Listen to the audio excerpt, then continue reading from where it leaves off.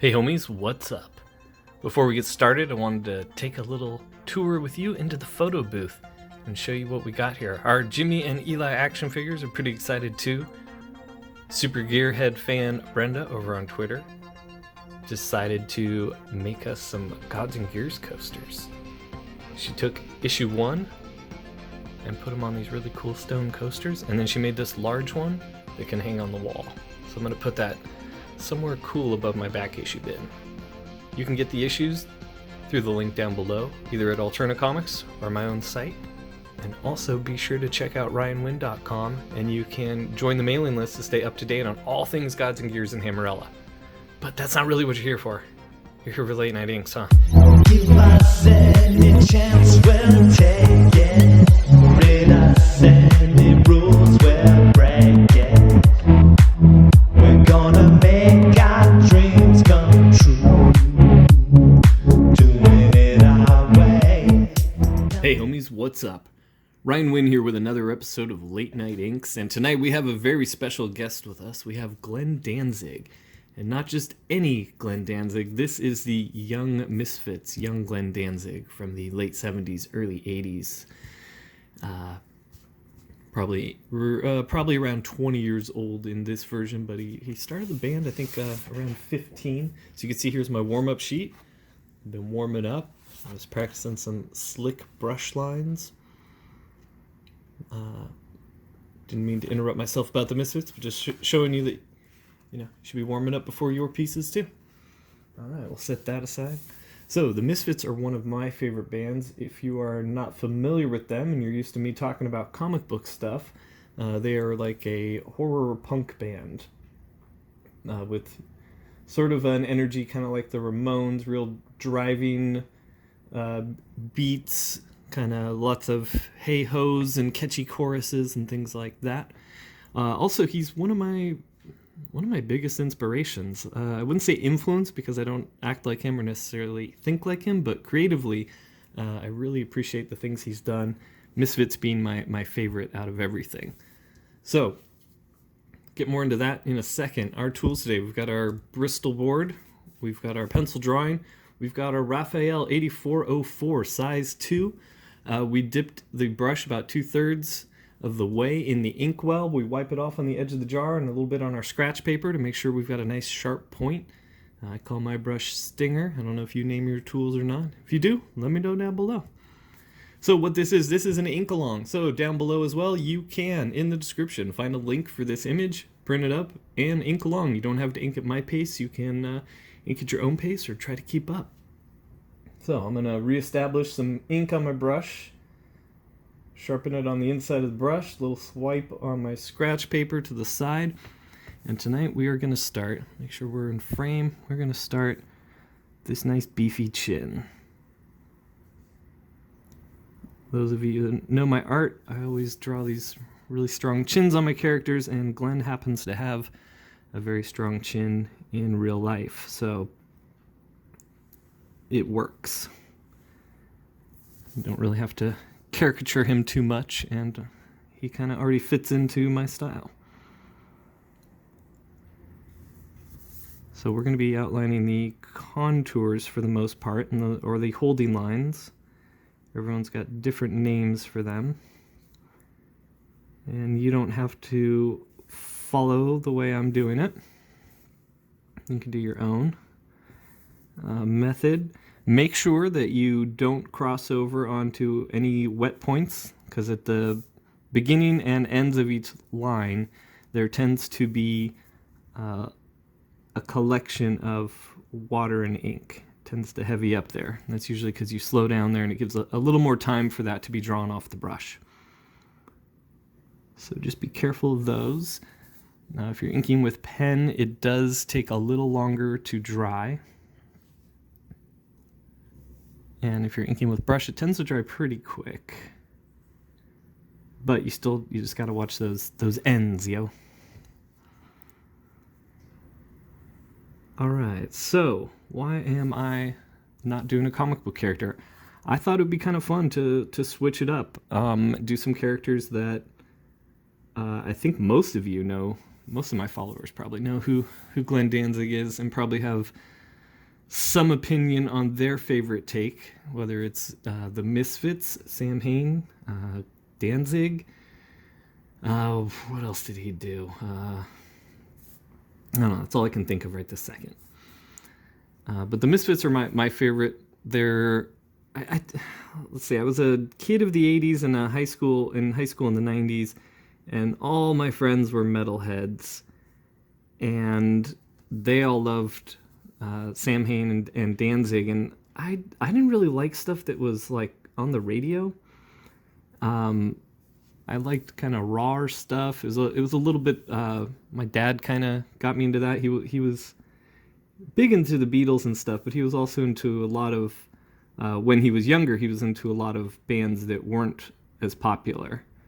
They may have eventually gotten popular, but they weren't when he was into them. So he kind of always inspired me to listen to other things. So I tended to like more garage bands and more local bands and things like that. So the Misfits, that was my preferred Glenn Danzig outlet, I guess. I think they're super catchy, super fun, and they actually inspired my band, The Taint, to even exist. I'll put a link down below for thetaint.com, excuse me. And you guys can go visit that and check out our music. It doesn't sound that inspired by the Misfits, but we did start out as a Misfits cover band. And I came in, man, we've been doing the band for 20 years now. And they were doing Misfits cover songs, and my buddy was playing guitar, and he had to quit the band, or he couldn't make a show, so I came in and filled in, had a blast, and then he ended up having to work too much for the band to be in the band, so I joined up and been with him ever since.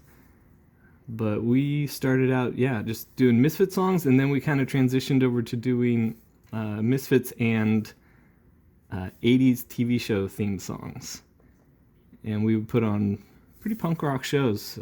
We'd get kind of crazy with our equipment at the end sometimes. We'd play these dive bars in Huntington and everything. Always had a good time. Always put on a good show.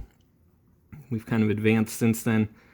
In the 20 years since then, we went through some different phases, and as we advanced musically, we kind of left the punk rock element aside a little with the songs, but not in spirit and not in attitude. We still put on crazy shows, and we still kind of do exactly what we want, because our idea of punk isn't so much like a mohawk and anarchy patches and stuff. Our idea of punk is counterculture, doing your own thing, and that's kind of what I liked about the Misfits.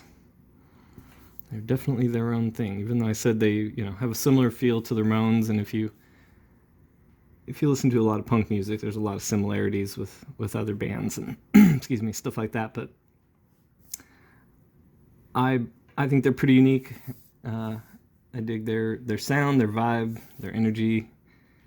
I just I couldn't follow over for Samhain and Danzig. But I'm getting there now.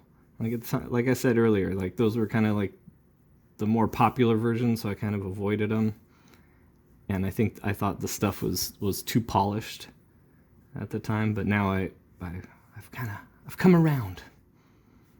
All right, so now you can do his kind of torn shirt any way you want. You can do your thick and thin and bloopy bloops and tears however you want. You can get really organic with it. I'm curious to see what you guys do. If you are watching these regularly and you saw Mark Deering's Daredevil, he was one of the people that joined in and inked a Daredevil, and he's a pro inker, and he really stepped up that piece. But you're all doing such good work. We got Corey and Sherman joining in pretty regularly.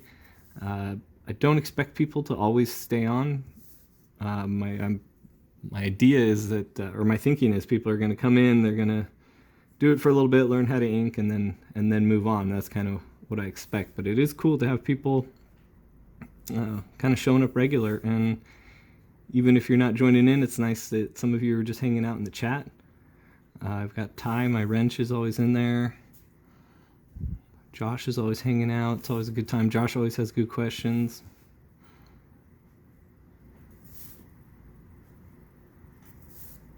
Alright, so I'm going to do his angry eyes here.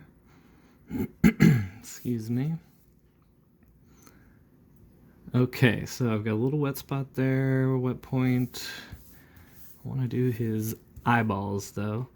So we are going to line up where we want to end, trace back, make sure that's a good, our hand is making a good motion that we can smoothly execute. Build that up a little. Same thing over here. Oop, got shaky there at the end. Let's clean that up. Yeah, I twisted it weird. All right, now let's do these highlights. So normally I would do the highlights and then the pupil, but with his eyes, they're sunken under his brow, and I want the entire iris and pupil area to be solid black. But you are still going to have the properties of the eyeball in effect. So the big spot is the highlight where the light is hitting, and the little spot is the spot across the eye where that light reflects. So it's normally not as visible if I'm doing the pupil, but when you do solid black like this, you'll make a second little dot across like that. And if you don't, then it actually makes it look like the highlight is his pupil. Like if it just had the one dot there and these little ones were gone, it would almost look like he was looking up in this direction, where now it looks like he's looking right at us. Excuse me. All right, gonna wash the brush and take a swig. So another funny connection with, I guess, I don't know if we've had any funny connections. I don't know why I said that. Just another note of interest connecting Danzig with comics, besides me, a comic book artist, drawing him, is if you are familiar with his band Danzig, there's a skull they use with giant horns as the image, and they completely swiped. I don't know if there was ever, I haven't looked up to see if there was ever any money exchanged or anything like that, but they completely swiped Michael Golden's Chris Star #1 cover. If you guys remember Chris Star from the 80s, I think it actually started out as a comic before it was a cartoon, and it had, issue 1 had that skull at the bottom, and the characters were fighting on top of it, and it is it's traced. It's not even a swipe. It's like straight up traced. So I don't know if he ever gave any compensation to Michael Golden for that, but they still use the skull to this day. Or nowadays that would have been stopped on Twitter. As soon as they shared the post, everyone would have been like, hey, that's a ripoff, and they would be like, all right, we're done with that, we'll change it. Okay, so his ears are wet, so we want to avoid putting our hands down anywhere where those will get smudged, but I think I can come in down here and do these locks here. I think I'm going to adjust this lamp. I don't like the shadow it's casting. Let's see, is that better? All right, so heavy on the bottom. They're all the lines are going to be thick, but heavier on the bottom and a little lighter thinner on the top sides. And again, with these hair pieces, you don't have to trace my lines. And I just remembered that it doesn't matter if you do thin or thick, because we're going to go solid black on these, the pieces that are hanging off on the back. And we're going to go almost solid black on I don't know what you call it, the crown of his hair, but we are going to have this highlight that we usually do on all our characters, where the black is pushing up into that white. But let's keep avoiding any of the wet areas. and finish up this contour like I should have done from the beginning. But I'm never afraid to make mistakes in front of you guys. Some mistakes are how we learn. And learning and growing and all that stuff is always good. That's why they make after school specials about it. So if you are watching this, you can leave a comment down below and I will get back to you. I'd be curious, what are your what's your favorite Danzig version, if you have one?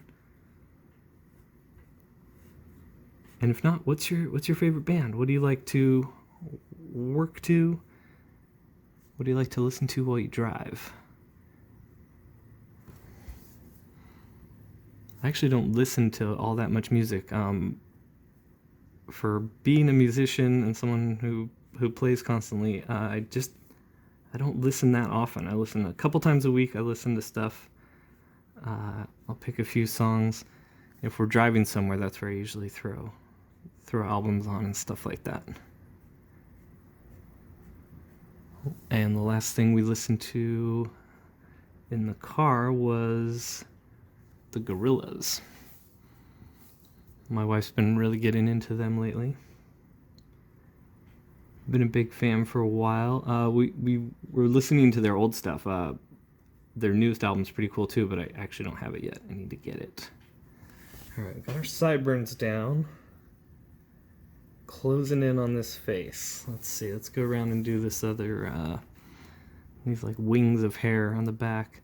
So remember, it doesn't matter if you do thin or thick on top here because we are going solid black there. So you actually want to, it's actually better if you go a little heavier on the lines. That way when you go into fill in, or excuse me, that way when you go to fill in the blacks, you don't have to worry about crossing over out of the line. I'm going to bold those up so I don't have to worry about that there. Okay. Coming along. Some wet points there still. Some wet points there. So I think next we should attack the devil lock. And then we'll finish up the rendering. Fill in the solid black. I'm going to take a swig of water. All right, so if you haven't already, go over to ryanwinn.com. Check it out. I am we are creating a central hub for all things Ryan Winn and Gods and Gears. So Hammerella is going to be the next thing we do. It's going to be we're going to do a crowdfunder. And over on ryanwinn.com, you'll be prompted to sign up for the email list. And that's how we can keep you informed on everything we got going on. We're going to have lots of cool announcements and merch going on. It's going to be a lot of fun. So we're going to be doing Hammerella, and that's an extension of our Gods and Gears universe, sort of like a tie-in, almost like an annual, if you will.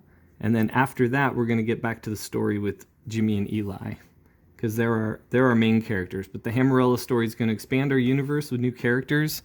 And that story is going to slowly be building to a bigger story later on in the series.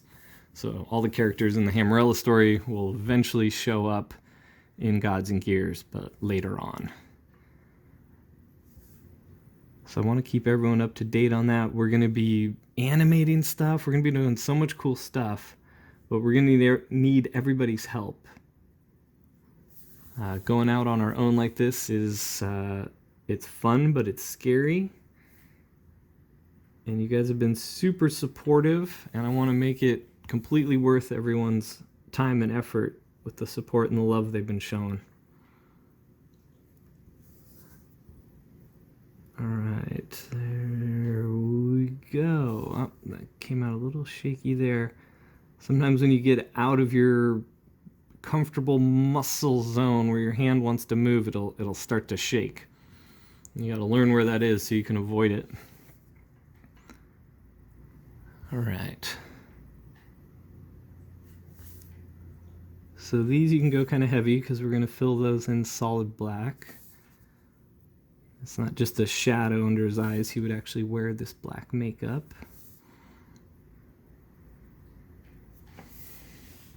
All right, I'm gonna put little X's so we know to mark that with solid black. Same up here. And let's push that shape against the white to create our highlight on his hair. Look at that, we're 20 minutes in, doing pretty good. Let's wash off the brush a little. Looks like I forgot to grab my heavy brush. No, I've got it here. All right. So I call it a heavy brush, but it's a much bigger brush to fill in the black areas.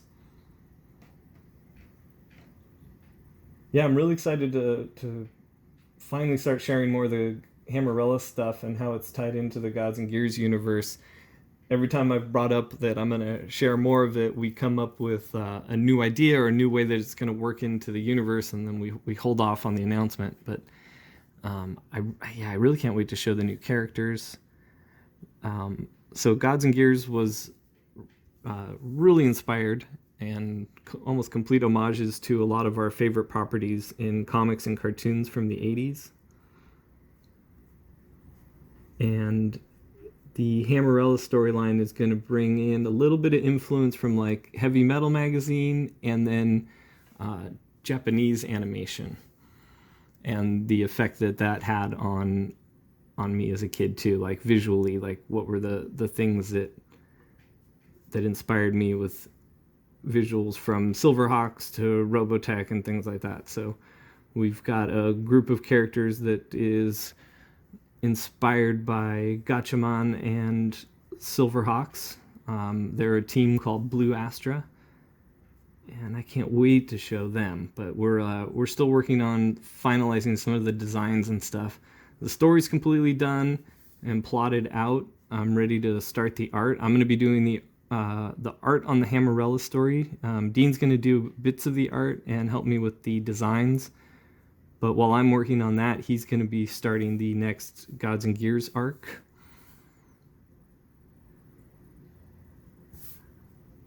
Back to the art here for a second.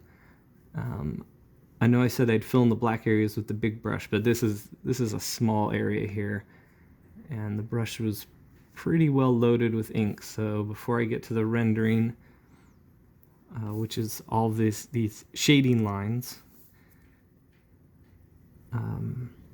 sometimes called hatching, but I'm not really doing cross hatching, so I just call it rendering because it helps us render the form.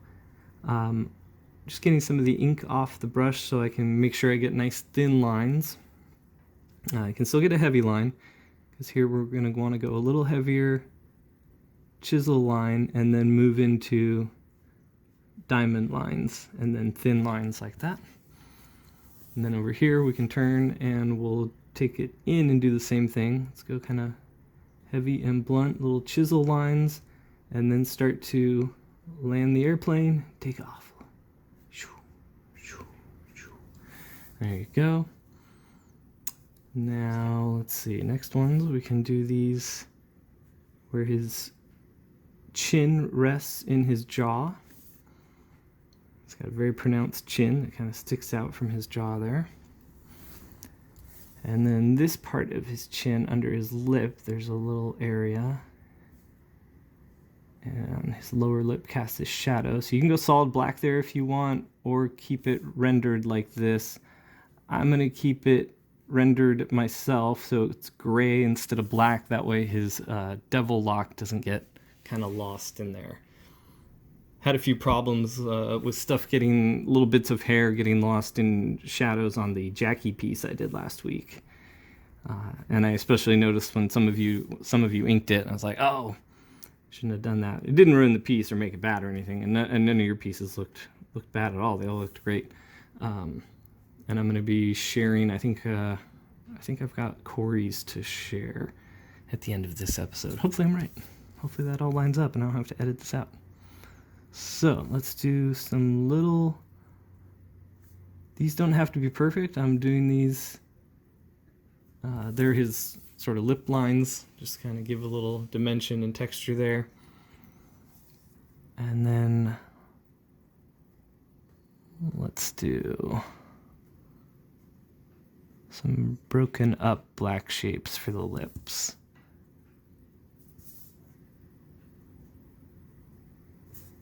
And that way his devil lock stands out a little against the shadows on his mouth. All right, we're almost ready to break out the big brush. All right, look at that, it's coming along pretty good. Trying to keep it under 30 minutes here. I've had some longer episodes here recently. And yeah, I don't want to go past 30. Let me know if you guys think I should be breaking 30-minute episodes up into 2 episodes that focus on different things in each episode. All right, washing off the brush. Getting a big brush. Let's see. All right, I just dropped a bunch of brushes, as you can hear. I didn't realize I had this Raphael size 4. I usually use a crappier brush to fill in. I think this is an old Raphael, though.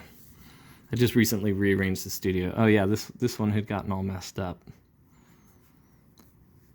So I just used it to fill in shapes. But I found it recently. I couldn't remember where it came from, or what I had used it for, or why it had been put away. But now I see. It is a funky brush, but that's okay for filling in stuff like this. We're gonna roll with it right now. If it starts to give me too much trouble in some of these small areas, I'll avoid doing the small tight areas and go back to the other brush. But since I already got this loaded, and whether I'm using a crappy brush or not, I don't like to scrub back and forth with the brush. It may look like I'm doing that, but I'm actually only hitting in one direction. I'm lifting up to go back and forth, essentially. And you don't need to try to ink fast in the beginning. Speed comes with experience. Just move at your own pace that makes you comfortable so that you're staying within the lines and stuff like that. Because yeah, even though you can white out or Control Z or jump back, you don't want that to be a regular habit. You want your habit to be playing without the safety net. Because that's how you help build confidence. All right. Now we are racing against the clock.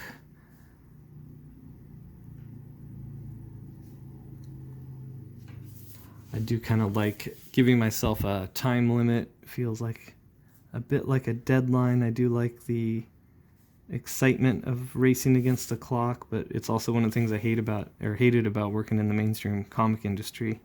Because you're always making up, your deadline was always making up for other people screwing up the deadline. Like the writers would always take their time on it, and then the pencilers are having to make up for that, and then the thing's coming in late, so then you're having to give up pages as an inker, and you're just like, oh, that aspect of it didn't make it fun. But it was fun when, like, certain projects like Divinity at Valiant, they gave me, they trusted me, and they trusted colorist David Barron, and we worked it out that, because we knew how long it took us to get stuff done, and when the writer and the penciler got behind, we convinced them, not to give pages to other inkers and colorists, but to let us manage the time. And that was actually kind of fun and exciting, because I was in control of it, and I proved myself to them, and we made the deadlines and stuff like that, and the work always looked good. I would say with each Divinity series, the first issues were always the strongest. The part of the third and part of the fourth is where we always got the weakest and most rushed, and then the last few pages of everything I always tried to finish out really strong. That's something I learned from playing live music, is with each song, if you start strong and end strong, that's what's important. Doesn't matter if you mess up in the middle, and it's the same thing with your entire set. Doesn't matter if you mess up in the middle, as long as the beginning and the end rocked. Another thing I'm curious about, you regular watchers, is how many of you were in bands. I'm always surprised. People are always surprised I play in bands because I don't necessarily talk about it on comics Twitter or anything like that. But I want to start talking about more of that stuff with people and getting into that stuff because it's fun. And I didn't even think about until this week. I didn't even think about doing a character that wasn't comic related. All right. And here we go, our first non-comic related Inkalong character, the young Glenn Danzig from the Misfits. I'm going to throw my signature down here. And if you're doing the Inkalong, throw your signature right underneath. Let me know down below or over on Twitter at Ryan Winn. And I'd love to showcase your work in the next video. And if I've got anyone to show here, which I think I've got a couple to show after this, stay tuned. Check those out. And until next time, take care of yourselves, take care of each other, and take it easy.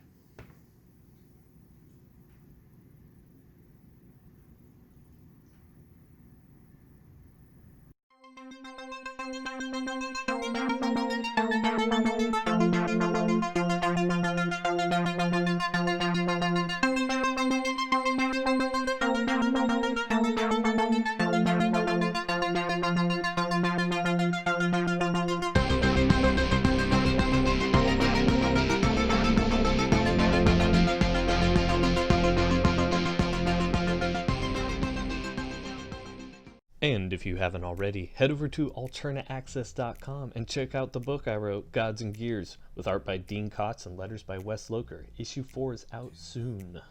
Stupid cat.